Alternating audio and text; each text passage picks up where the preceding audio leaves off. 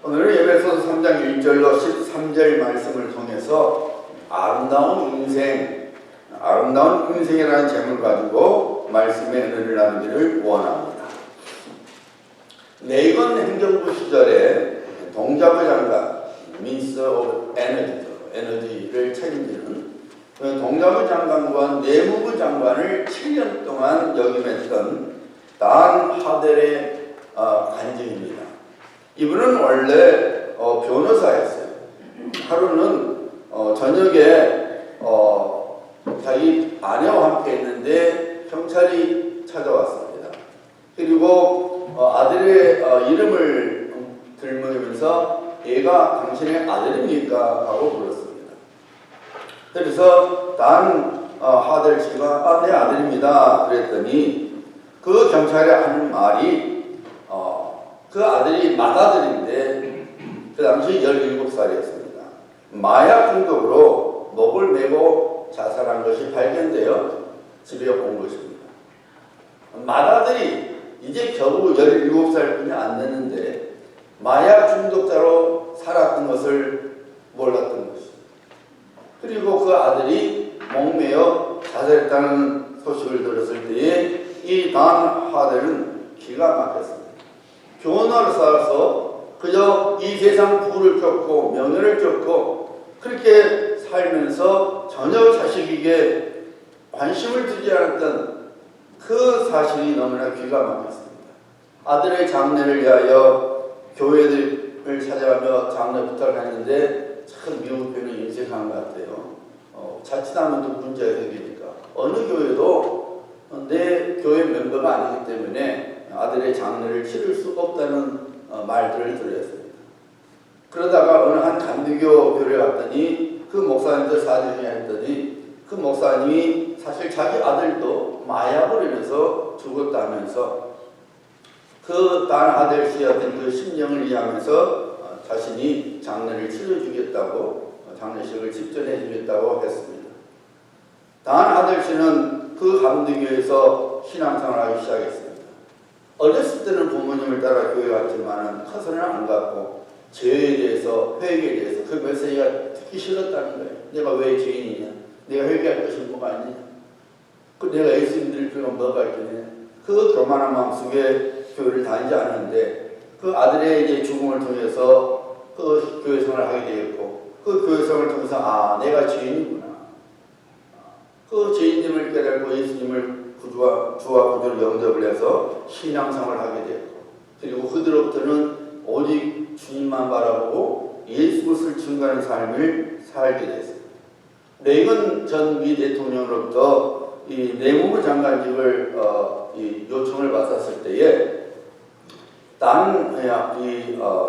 하델 씨는 그랬다는 거예요. 대통령 각하, 내가 장관이 되어서도 예수 그리스도를 증거하는 일을 수락하시면 제가 이 장관직을 제가 맡겠습니다. 왜냐하면 미국은 정치와 종교가 분리되기 때문에 그 공적인 자리에서 예수님의 이름을 말하는 것은 쉽지 않죠. 심지어 여러분 미국 공목도 예배를 드릴 때는 예수님의 이름으로 기도합니다. 해도 상관없지만 전체 모든 군인들 앞에서는 그 기도 못해요. 하나 신의 이름으로 해요. In the name of God. 그러면은 그 군인들 중에 이슬람교는 마음에서 이른가 보다 하고 불교들은 In the name of God이니까 부처다 생각하는 거예요. 예수님의 이름으로 기도합니다면 못한다는 거예요. 참 뭔가 문제가 있죠. 그만큼 이제 미국은 까다롭죠. 그래서 내가 나는 예수님을 나를 구원하신 예수님을 전하지 못한다면은 그런 장관이라면 나는 그런 장관 안 합니다. 그러니까 만약에 제가 장관이 된 후에도 예수 그리스도를 증거하는 것을 허락하시면 제가 이 장관직을 수락하겠습니다.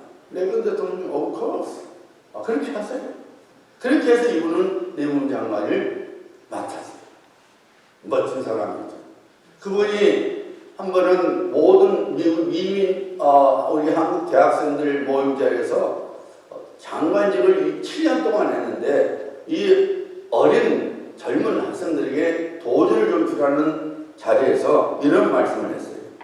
장관이 되는 것에 목표를 두지 말고 장관이 된 후에 무엇을 할 것인지 비전을 봐야 합니다. 하나님의 뜻과 계획을 성취함으로써 하나님께 영광을 돌릴 수 있는 장관이 되어야 합니다. 저는 이 글을 보면서 여러분 그렇잖아요. 우리가 내가 직장을 갖는 거, 내가 어떤 직장, 이런 직장 가져야지, 내가 이런 사업을 해봐야지, 이거보다는 이 직장을 통해서, 이 사업을 통해서 내가 무엇을 할 것인지, 내가 하나님의 뜻과 하나님의 계획을 위하여, 하나님의 나라에 무엇을 할 것인가를 생각할 수 있는 그런 성도가 되는 것이 중요한 것이죠. 오늘 사도 바울은 이렇게 말하죠.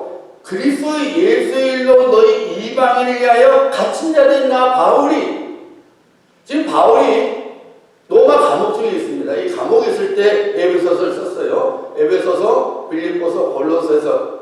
이것은 로마 사도 바울이 로마 감옥에 쓴 편이기 때문에 억중서신이라고 그러죠. 이 지금 감옥 속에 있는 거예요. 자신이 어떤 죄를 범해서 감옥 속에 있는 것이 아니라 예수 그리스도의 일로 인해서, 다시 말씀드리면 복음을 전하는 일로 인하여 사도 바울이 감옥에 있는데, 누구 때문에? 이방인 예배소 너희 성도를 위하여, 너희들에게 내가 복음을 전파하는 일로 인하여 내가 지금 옥중에 갇혀있다, 이렇게 말하겠습니다. 여러분, 우리가 인생을 살아갈 때에 하나님께서 원하시는 인생이라든지 우리가 원하는 인생은 아름다운 인생이죠. 멋진 인생이죠. 그렇잖아요. 우리가 마지막 숨을 거두고 참 그 순간에 어떤 말을 하고 싶은 거예요? 아, 내가 참 멋진 인생을 살았구나. 그래, 내가 참 아름다운 인생을 살았어. 참 잘 살았어. 이 말을 할 수 있어야 되고 이 생각을 할 수 있어야지, 우리가 그 마지막 호흡을 하는 순간에 내가 헛살았구나, 내가 잘못 살았구나 하면은 그때는 투레이시죠. 너무 늦은 거죠. 우리가 참으로 하나님께서도 원하시는 것이 우리가 아름다운 인생, 잘된 참 멋진 인생, 보람 있는 인생, 의미 있는 인생을 살기를 원하시는 거죠. 우리 역시 마찬가지입니다. 아름다운 인생을 살아야 돼요. 멋진 인생을 살아야 돼요. 여러분, 짐승과 사람의 차이는 뭡니까? 짐승은 음식만 먹고 사는 것이지만 사람은 음식뿐만 아니라 인생의 의미를 먹고 사는 존재예요. 그냥 음식만 쫓는 것이 아니잖아요. 내가 왜 음식을 먹어야 되는지, 내가 왜 일을 해야 되는지, 내가 왜 이런 삶을 살아야 되는지, 삶의 의미를 먹고 사는 것이 사람이죠. 그렇지 않으면 사람이 아니죠. 여러분, 먹고 살려고 먹기만 해서 사는 겁니까? 스스로 짐승으로 자신을 낮추는 인생이죠. 내 인생 속에 의미가 없으면 안 되는 거예요. 그렇잖아요. 내 인생 속에 의미가 있어야 돼요. 다시 말씀드리면은 아름다운 인생, 멋진 인생을 살아야 된다, 그 말입니다. 아멘. 자, 오늘 그 사도 바울을 통해서, 사도 바울의 인생을 통해서 우리가 어떤 것이 아름다운 인생인지를 살펴보기를 원하는 거예요. 자, 사도 바울은 지금 로마 감옥 속에 있지만 그 자신의 죄로 인해서 아니라 예수 그리스도의 복음을 전하는 일로 지금 로마 옥중에 있는 거예요. 내가 너희를 위하여 내가 지금 옥에 갇혀 있다. 사도 바울은 어떤 인생을 살아가고 있느냐면은 소명에 따라 살아가는 인생이었어요. 하나님께서 그를 사도로 불러주시고 이방인의 사도로 불러주시고 그 이방인들에게 그리스도의 복음을 전할 수 있도록, 그래서 그 일 때문에 옥중에 갇혀서도 전혀 그것이 문제가 되지 않냐고 마지막 절 13절은 이렇게 말하죠. 너희를 위한 나의 여러 환난에 대하여 낙심하지 말라. 이는 너희의 영광이니라. 놀라운 말을 하잖아요. 내가 너희들 때문에 너무 힘들어 죽겠어. 이것이 아니라 너희가 보기에는 내가 매우 힘들 것 같고 옥중에 있어서 얼음을 당해가지만은 이것이 오히려 영광이다. 다시 말씀드리면 사도 바울은 하나님께서 그를 사도로 불러주신 하나님의 소명에 따라 살아가고 있었던 거예요. 여러분, 우리 역시 마찬가지예요. 우리가 누구입니까? 우리가 교회, 지난주에 교회 번제를 통해서 우리가 교회이고, 우리가 교회 번제로서 하나님의 구원을 이루어나가는 하나님의 거룩한 백성이요, 하나님의 일꾼이에요. 사도 바울, 하나님께서 사도 바울을 부르시고 그 사도 바울을 통해서 유대인이 아닌 비유대인 모든 이방인들에게 복음을 전해서 그들이 하나님의 백성이 되게 하신 것처럼 하나님께서 우리 한 사람 한 사람 그리스도의 선을 불러주셔서 우리를 통하여 그 누군가가 하나님의 구원 속에 들어오시기를 기뻐하시기 때문에 우리를 그의 자녀로 불러주신 거예요. 하나님께서 우리 가정을 맡겨주셨어요. 하나님께서 우리 직장 동료를 맡겨주셨어요. 하나님께서 우리 사업장을 맡겨주셨는데요. 그 우리 삶의 터전을 통해서 그리스도 복음을 전해서 그 사람도 그 죄인도 하나님의 백성이 될 수 있도록 하나님의 구원 속에 들어올 수 있도록 우리를 하나님의 일꾼으로 불러주셨다 그 말입니다. 목사만 소명을 받은 거 아니에요. 그리스도에서 구원받은 우리 모두는 다 하나님의 일꾼으로 하나님의 복음 전하는 자로 부르심을 받은 소명자입니다.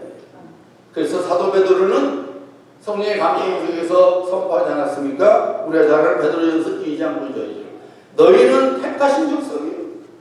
우리가 누구냐? 하나님으로부터 선택받은 백성이라고 말합니다. 왕같은 제사장들이요, 거룩한 나라요, 그의 소유가 되는 백성이니 이는 너희를 어두운 데서 불러내어 그의 귀한 빛에 들어가게 하신 이의 덕을, 이 아름다운 덕을 선포하게 하려 하십니다. 왜 하나님께서 우리를 그리스도 예수 안에서 하나님의 택하신 족속, 왕같은 제사장들로 하나님의 소유로 하나님의 나라로 불러주셨느냐? 우리를 죄악 가운데서 건져주신 하나님의 그 아름다운 덕, 하나님의 구원을 증거하라고 불러주셨다는 거예요. 이것이 우리가 받은 바 소명이에요. 그냥 하루 한 끼 먹고 그냥 먹게 눈이 좋은 거 보다가 사는 것이 그런 인생이 아니라 나를 하나님의 자녀로 삼아주신, 나를 하나님의 교회의 직주로 불러주신 하나님의 그 구원을 증거하라고 우리를 불러주신 거예요. 우리는 이 소명을 쫓아 살아가야 된다 그 말입니다. 이 삶이 아름다운 삶이요, 아름다운 인생입니다. 여러분, 소명을 쫓아 살아가게 되면은 낙심하지 않아요. 지금 사도 바울이 로마 업적이지만은 전혀 낙심의 표정이었습니다. 오히려 나 같은 것을 불러주셔서 너희를 위하여 복음을 전하게 하셨으니 내가 참으로 기쁘다는 것이 영광이라는 거예요. 영광이라는 거예요. 여러분, 우리가 하나님의 뜻을 쫓아 살아가면은 이 세상 환경 때문에, 이 세상 상황 때문에 여러분 우리가 낙심하지 않아요. 절망의 포로가 되지 않아요. 환경은 그렇다 할지라도 하나님의 소명을 붙들고 살아가면은 장래 소망과 장래 어떤 그런 상급을 우리가 기대감이 있기 때문에 우리가 눈앞의 것 때문에 낙심하지 않습니다. 절망과 포로가 되지 않습니다. 여러분, 왜 우리가 낙심하는 거예요? 이 세상 것만을 바라보기 때문에 낙심해요. 그렇잖아요. 우리 잘 알잖아요. 여러분, 언제 낙심이 여러분 마음에 찾아오던가요? 언제 절망이 여러분 마음속에 들어오던가요? 이 세상 것만을 볼 때에 그렇기 때문에 아, 저 사람이 이만큼 갖고 있는데 왜 나는 없지? 왜 나는 이렇게 맨날 아플까? 왜 나는 맨날 이렇게 힘들까? 나는 맨날 이렇게 일이 꼬일까? 이 세상 것만 바라보면은 우리는 낙심, 절망, 포로가 되는 거예요. 우리는 눈을 들어서 내 인생을 주관하시는 하나님을 바라봐요. 우리를 죽기까지 사랑해 주신 그 하나님을 바라봐야 되는 거예요. 그러면은 하나님의 약속이 생각이 나서 낙심과 절망의 포로가 되는 것이 아니라 소망의 포로가 되어 살아가게 되는 거예요. 그래, 내가 지금은 힘들지만 나의 하나님께서 반드시 나를 건져내 주실 거예요. 나의 인생 계획은 지금 이것이 하나님의 나를 위한 계획이 아니야. 나를 위하여 아름다운 계획을 준비해 주셨어. 아름다운 인생을 디자인해 주셔서 이것이 이루어지는 날이 반드시 와. 그래서 낙심하지 않게 되는 거예요. 하나님의 뜻대로 내가 살아가면 하나님께서 반드시 약속하신 대로 그의 상급과 그분을 내게 주실 것을 믿기 때문에 우리는 소명을 갖고 살아가면 낙심하지 않게 되는 것입니다. 여러분, 우리가 또한 소명을 붙들고 살아가면은 이 세상과 타협하지 않아요. 내 신앙을 타협하지 않습니다. 여러분, 다니엘을 보세요. 바벨론 왕이 아닌 그 무언가에게 혹은 다른 신에게 기도하면 사자굴에 던져진다 그래도 하루 3번씩 동쪽, 예루살렘 동쪽의 창문을 열고 다니엘은 기도를 합니다. 왜 그래요? 하나님께 소망을 두고 살아 자신이 하나님의 자녀라는 그 믿음이 있기 때문에 타협하지 않는 거예요. 오늘날 우리 그리스도인들이 입으로는 하나님을 말하지만은 손은 다른 데가 있습니다. 몸은 하나님의 성전에 와 있지만은 실제 삶은 이방인 신전에 있는 거예요. 이중적인 인생을 살아가는 것이 오늘 많은 그리스도인들의 모습입니다. 어쩌면 여러분도 그런 모습을 갖고 있는지 모르죠. 여러분, 신앙의 타협은 아무것도 아닙니다. 그건 죽음입니다. 하나님께서는 오직 하나님만 바라보기를 원하십니다. 우리 눈이 오직 예수님만 쳐다봐야지. 한쪽 눈은 예수님을 쳐다보고 한쪽 눈은 세상을 쳐다보면 안 됩니다. 그래도 하나님, 제가 한쪽 봤잖아요. 너 왜? 하나님 인정하지 않아요. 하나님, 그래도 제가 절반의 마음은 하나님께 드렸잖아요. 주님은 너는 나를 버린다. 여러분, 예수 믿는 사람은 오직 예수님만 바라봐요. 다시 말씀드리면 신앙의 타협이 있어서는 안 된다 그 말입니다. 소명을 쫓아 살아간 사람은 절대로 자기 신앙을 타협하지 않습니다. 그러므로 여러분, 아름다운 인생을 살고 가시니까 하나님께서 여러분에게 주신 소명을 붙들고 살아가시길 바랍니다. 그 소명을 목표로 두고 살아가시기를 주님의 이름으로 축복합니다. 두 석공이 이야기했죠. 한여름 때학교에서 두 사람의 석공이 돌을 깹니다. 지나간 사람이 묻습니다. 뭐 하십니까? 어머, 모르셔? 돌 깨고 있지 않소? 왜 깹니까? 먹고 살려고 내가 좀 깨요. 돈 하루 일당 받기 위해서 내가 먹고 살아야 되니까. 먹고 고도성이니까 이 떼학교에 있어서 내가 어쩔 수 없이 이 땀을 뻘뻘 흘리면서 돌을 깨고 있어.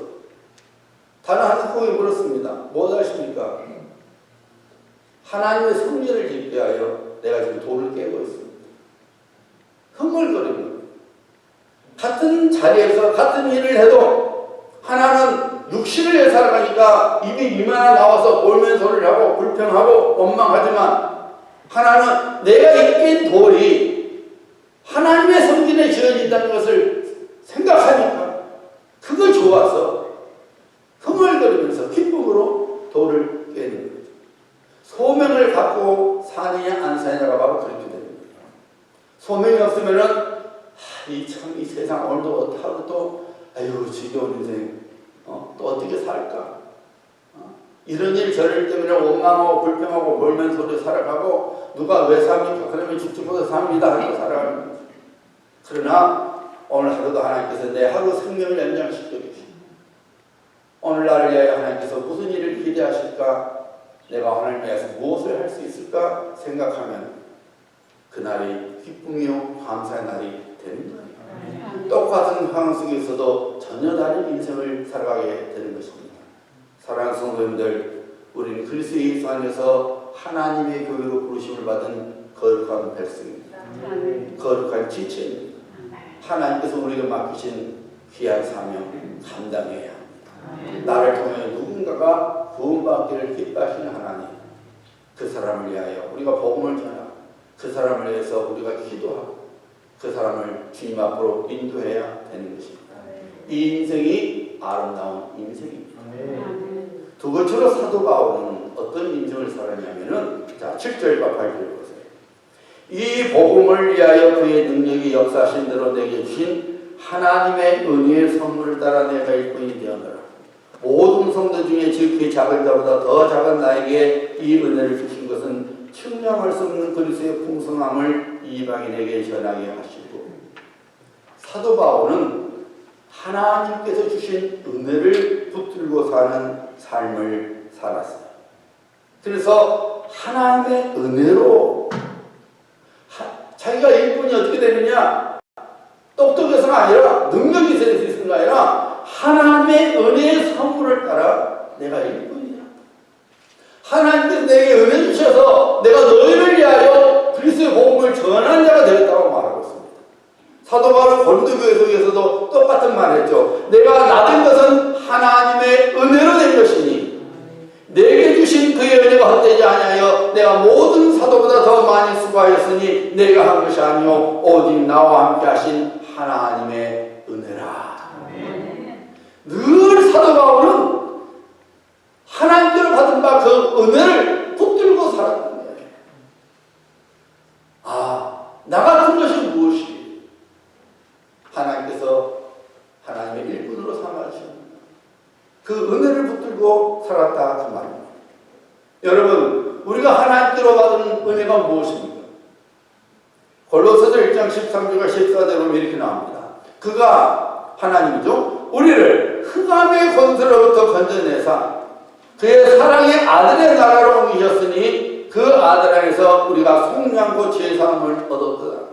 우리가 하나님께로 받은 은혜가 뭡니까? 우리가 흑암의 권세 속에 마귀의 자식으로서 멸망의 자식으로 멸망의 삶을 살고 있었는데 하나님께서 은혜 가운데서 우리를 예수 그리스도의 나라로, 하나님의 나라로 불러주셨다는 거예요.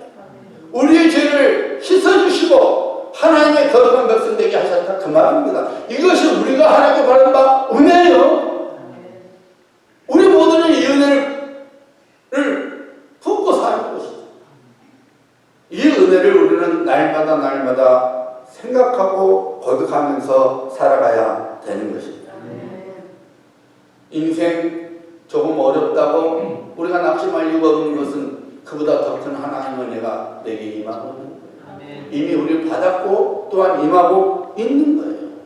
죄사함 받아서 이제는 흑암의 권세 속에서 아무런 소망이 없었고 끝이 죽음이었는데 그런 우리를 하나님께서 그리스도 예수 안에서 하나님 자녀되게 하셔서 약속을 받는 자, 여러분 오늘 6절 말씀 보세요. 이는 이방인들이 복음으로 말미암아, 우리가 이방인들이죠. 복음으로 말미암아 그리스도 예수 안에서 함께 상속자, 하늘나라의 상속자가 되고 함께 지체가 되고 교회의 지체가 되고 함께 약속에, 하나님의 약속에 참여한 자가 되리라. 놀라운 하나님의 은혜가 우리에게 부어준 겁니다. 이 은혜를 붙들고 살아가야 된다 그 말입니다. 여러분, 이 하나님의 은혜를 붙들고 살아가는 사람은 헛된 것을 구하지 않습니다. 구하지 말아야 돼요. 다시 말씀드리면 성도의 자존심을 지켜야 되는 거예요. 쓸데없는 자존심, 이 세상 것 때문에 그런 자존심 드러낼 필요 없어요.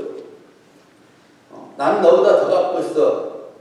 그런 자존심? 반대로 왜 나는 저 사람만큼 못 갖고 있을까? 열등심? 여러분, 그거 성도는 그런 것 때문에 자존심을 상하면 안 돼요. 우리는 그리스도의 피로 구원받은 하나님의 자녀예요. 왕같은 제사장들이에요. 하나님께 속한 백성인데 이 세상 썩어질 것 때문에, 이 세상 일식인 것 때문에 자존심이 상해요. 그건 그런 자존심. 내가 하나님의 자녀로서의 자존심은 잃지 말아야 되는 거예요. 골로새서 3장 1절과 2절 5절 말씀이 이렇게 나옵니다. 그러므로 너희가 그리스도와 함께 다시 살리심을 받았으면, 구원받았으면 그 말이죠. 위의 것을 찾아라. 위의 것을 찾아라. 거기는 그리스도께서 하나님 우편에 앉아 계시느니라. 위의 것을 생각하고 땅의 것을 생각하지 말라. 이것이 성도의 자존심이에요. 성도는 헛된 것을 구하지 말, 헛된 것을 구하는 존재가 아니에요. 헛된 것이 뭡니까? 사도 바울이 말해줘. 땅에 있는 지체를 죽이라. 곧 음란과 부정과 사욕과 악한 정욕과 탐심이니 탐심은 우상 숭배니라. 세상에 썩은 것을 구하지 말고 하늘의 신령한 복을 구해야 됩니다. 이것이 성도의 자존심이에요.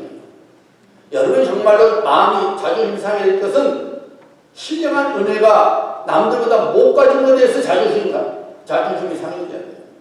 저분은 저렇게 기도를 많이 하는데 왜 나는 못할까? 이런 자존심이 상함이 있어야 돼요. 왜 저 사람은 100분인데 난 10분까지 없을까? 이것이 아니라 왜 저 사람은 저렇게 하나님을 섬기는 열정이 된다는데 나는 이럴까? 성령님 저도 저렇게 열정 가지고 살게 해주세요. 자존심 상합니다. 이런 사람이 돼야 돼요.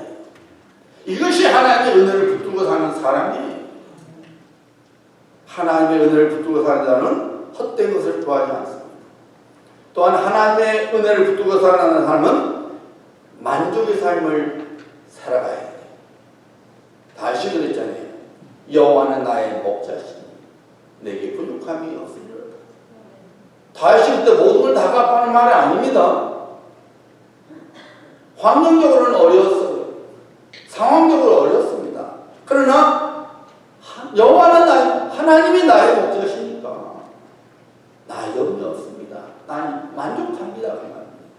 여러분 우리 예수 믿는 사람들이 여러분 우리가 만족하지 못하고 우리 안에서 불평과 원망이 스멀스멀 올라오면은 빨리 여러분 눈치채야 돼요.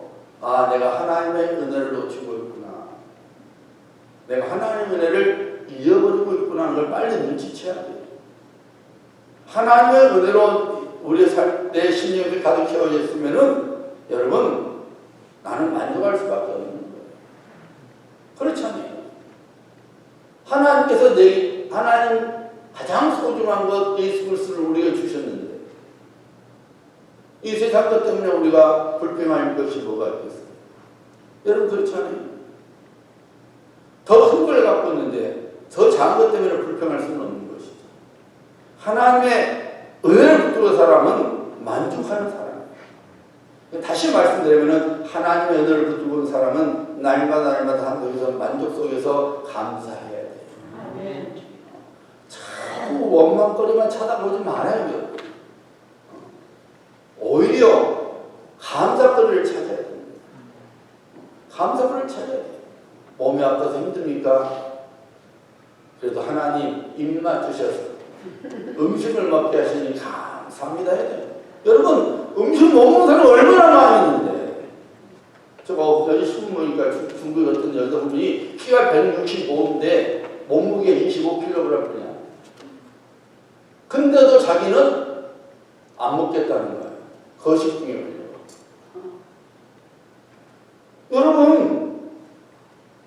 여러분이 음식 먹을 때 내가 뚱뚱해질까 염려해서 음식 먹은 분이 있습니까? 그렇지 않고 먹는 걸 감사해야 돼요. 여러분 눈만 조금만 우리가 믿음의 눈으로 살짝만 돌아다보면은 너무나 감사할 조건들이 너무나 많아요. 그리고 감사하면은 그 감사가 하나님을 영화롭게 해서 하나님께서 우리 인생의 고백대로 주시는 거예요. 믿으시면 아멘. 여러분 만족할 줄 알아야 돼요. 하나님의 은혜를 붙들고 있는 사람이 그런 인생을 살게 되는 거예요.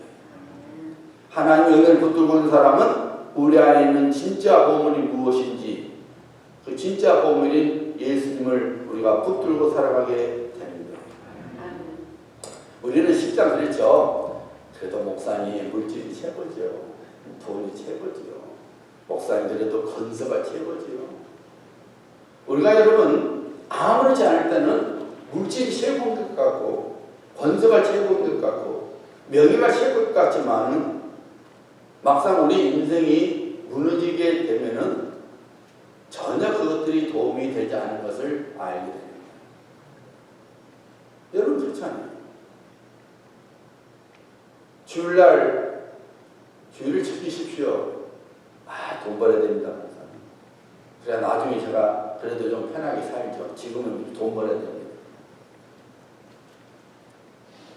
주일 성수를 하지 않고 열심히 돈 번 돈, 그분들 말 손들어 노후에 그 돈을 썼느냐? 못 썼어요. 전혀 엉뚱한 사람들이 가져가더라고요. 못된 사람들. 안 돼요, 여러분. 노후도 하나님 책임져 주셔야 되는 거지. 내가 책임지는 거 아니에요, 여러분. 내가 열심히 살아온 것이 나쁜 사람한테 가버리면 그 이상 헛사는 거죠. 여러분, 그런 생각 안 들어요? 내가 열심히 모아놨는데 도둑놈 훔쳐가봐요. 그거 헛된 거죠. 속 뒤집어지죠. 근데 그런 줄 모르고 살아가는 거예요. 여러분, 내 안에 있는 거, 우리 인생을 붙들어주는 것은 나를 죽기까지 사랑하신 주님이시지, 예수님이시지, 이 세상 물질도 명예도 권세가 아니에요, 여러분. 절대로 그것들이 우리 인생을 붙들어주지 못합니다. 1930년대 세계적으로 경제대공황이 찾아왔잖아요. 참 사람들이 먹기 힘들었다고 그래요. 우리 한국도 옛날 그럴 때가 있었잖아요. 그럴 때가 있었잖아요. 그 당시 어떤 사람이 멀고 접서 죽을 징계인 거예요. 동물원에 갔어요. 내가 뭐든지 할 테니까 밥만 먹여달라고 했어요. 동물원 관리자가 뭐든지 내가 밥도 주고 잠자리 줄 테니까 그러면 내가 시키는 거 다 하겠느냐? 하겠습니다. 하더니 자기를 창고로 끌고 가더니 거기서 원숭이 털 하나 딱 주면서 오늘 당신 원숭이입니다. 그 동물원에서 원숭이 사람인데 원숭이 털을 쓰고 하고 원숭이 이렇게 흉을 내는 거죠. 사람들 멀리서 보면 모르니까 그러고 살아가는 거예요. 그냥 그렇게 원수로 살아가는 겁니다. 그러다가 좀 살다 보니까 신이 난 거죠. 지가 진짜 원숭이 된 줄 알고. 가만히 있어야 될 텐데 사람들한테 막 좋아하니까 자기가 본인이 사람인지 모르고 원숭이인 줄 알고 무리하게 좀 나무를 점바닥에 떨어져갖고 옆에 있는 꼬라지로 떨어져 버렸어. 그러니까 순간적으로 아이고 어머니 한 거야. 사람이 놀리면 그러잖아요. 아이고 아버지 소리 안 했니 왜 먹는 거 몰라. 그냥 아이고 엄마 그랬나 보지. 그래 아이고 엄마 하는 거야. 근데 호랑이 갔다 오더니 이 팔자도 내 팔자구나 하더라고. 봤더니 호랑이도 사람인 거예요. 동물이 없다 보니까 동물은 사람 시켰다가 한 거예요. 니도 내 팔자 같구나. 여러분 참 우리가 웃을 일이지만 참 기가 막힌 거죠. 내가 사람인데 원숭이 탈을 쓰고 호랑이 탈 쓰고 있는 거야. 내가 사람인데. 여러분 사도 바울은 에베소를 통해서 우리가 말씀하신 거예요. 우리가 누구인지. 우리는 그리스도 예수 안에서 구원받은 하나님의 거룩한 백성이 하나님의 복음을 증거하라고 하나님의 선한 일을 하라고 교회의 지체로 부르심을 받은 하나님의 백성이라. 그러면 우리가 하나님의 교회의 지체로서 하나님의 거룩한 백성으로서 하나님의 소유된 백성으로서 왕 같은 제사장들 같이 우리는 살아야 하는 거예요. 원숭이처럼 가짜 원숭이처럼 가짜 호랑이처럼 살면은 안 되는 것입니다. 19세기 중반부 1858년에 미국 필라델피아에 신앙 부흥운동이 일어났습니다. 전국에서 많은 교육인 목사님과 일꾼들이 모여서 역시 은혜 받고 그 필라델피아에서 일어났던 부흥운동이 미국 전역에 확장이 됐어요. 그 당시 부흥운동의 주된 중심 인물에 29살의 더들리 킹 목사가 있었습니다. 29살이지만은 그 필라델피아를 중심으로 한 신앙 부흥운동의 중심 인물이었어요. 한 번은 필라델피아에 있는 YMCA 집회에 현재 5점이 그 당시 모였대요. 1000명이 회심을 했다. 부흥운동의 아주 핵심 인물이었습니다. 하루는 이 목사님이 말씀을 묵상하고 말씀을 읽다가 잠깐 바람 쐬기 위해서 나갔더니 근처 농장에 이 옥수수 껍질을 벗기는 기계를 돌리고 있는 노새를 보게 됐어요. 그래서 목사님이 참 신기하기도 하고 또 노새가 기특하기도 해서 가까이 가서 이렇게 노새를 이렇게 쓰다듬다가 그만 애투 코트를 입어주는 거예요. 그 소면 이것이 그 기계 속에 들어가고 그 바람에 한쪽 발이 잘려졌어요. 그 당시에 뭐 19세기 후반이니까 얼마나 으스지 못했어요. 출혈이 너무 심하게 돼서 이분이 결국 죽게 되었어요. 마지막 그 임종의 자리에서 아버지에게 그분이 이제 죽어가는 뭔 힘이 있겠어요. 더들 뭔 힘이 있겠어요. 근데 아주 그 작은 목사님이랑 아버지도 역시 목사님인데 그 아들의 귀를 기울였어요. 그때 더들리팅 목사님이 하루 그 작은 소리로 이렇게 말했다는 거예요. 아버지, 이 말을 전해주세요. Stand up. Stand up for Jesus. 일어나세요. 예수님을 일어나세요. 그때 워낙 유명한 목사님, 젊지만 유명한 목사님이니까 그 당시 템플 장로의 조지 더필드 목사님의 그 임종 자리에 있었는데 그 말을 듣고 감동을 받았어요. Stand up, stand up, stand up for Jesus. 그 죽음의 자리에서도 그 복음을 전하고자 하는 간절한 마음속에 사람들에게 전해주세요. 일어나세요. 예수님을 향해 일어나야 합니다. 그것이 너무 감명 깊어서 그 주의 에베소서 6장 14절 서서 진리로 너희 허리띠를 띠고 의의 허신경을 붙이고라는 제목 가지고 말씀을 전했는데 그의 설교 마지막에 이 팀 목사의 유언으로부터 영감을 받아서 지은 시를 그 저주도필 목사님이 낭송을 했어요. 그 시가 바로 우리가 즐겨 부르는 찬송가 십자가 군병들아 십자가 군병들아 주 위에 일어나 기들고 앞서 나가 담대히 싸우라. 주께서 승련하고 영광을 얻도록 그 군대 거느리사 이기게 하시네. 여러분 인생 속에서 패잔병처럼 살아가서는 안 됩니다. 이 세상 것 때문에 마치 인생 실패자인 것처럼 살아서는 안 됩니다.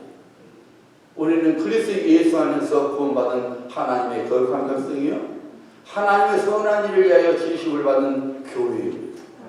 우리 한 사람 한 사람이 그 교회의 지체를 이루고 그리스도의 몸을 우리가 이루고 있는 것입니다. 우리가 할 길이 분명해야 돼요. 우리 해야 할 길이 분명히 있는 것입니다. 우리는 이 세상에 포로자로 사는 것이 아니라 하나님의 군사로서 살아가야 되는 것입니다.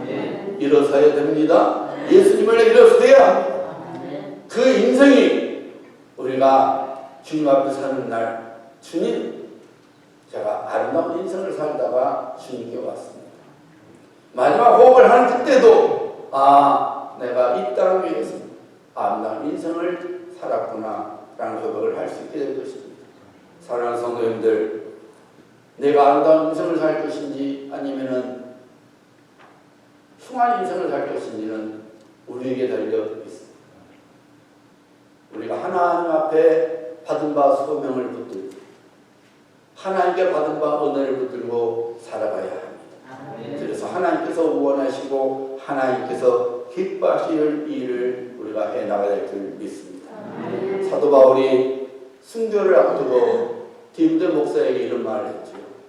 너는 이것을 알라. 말세에 고통하는 때가 이르러 사람들이 자기를 사랑하며 돈을 사랑하며 교만하며 비방하며 배신하며 조급하며 자만하며 쾌락을 사랑하기를 하나님 사랑하는 것보다 더하며. 기가 막힌 말씀이죠. 자기를 사랑하게 되면은 하나님을 사랑하지 못하게 된다는 거예요. 이것이 말세에 마지막 지금 오늘날 우리의 시대의 모습이라는 거예요. 여러분 나를 더 사랑하게 되면 내 삶 속에 하나님은 어떻게 됩니까? 그리고 그 끝은 죽음인 거죠. 영원한 멸망인 거죠. 우리가 하나님의 소명을 받은 자로서 하나님의 은혜를 받은 자로서 그 무엇보다도 예수 그리스도를 사랑하고 예수님께서 원하시는 그 길을 우리가 감당하며 살아가야 될 줄 믿습니다. 이런 성도님들 되시기를 예수님의 이름으로 축복합니다. 우리 시간에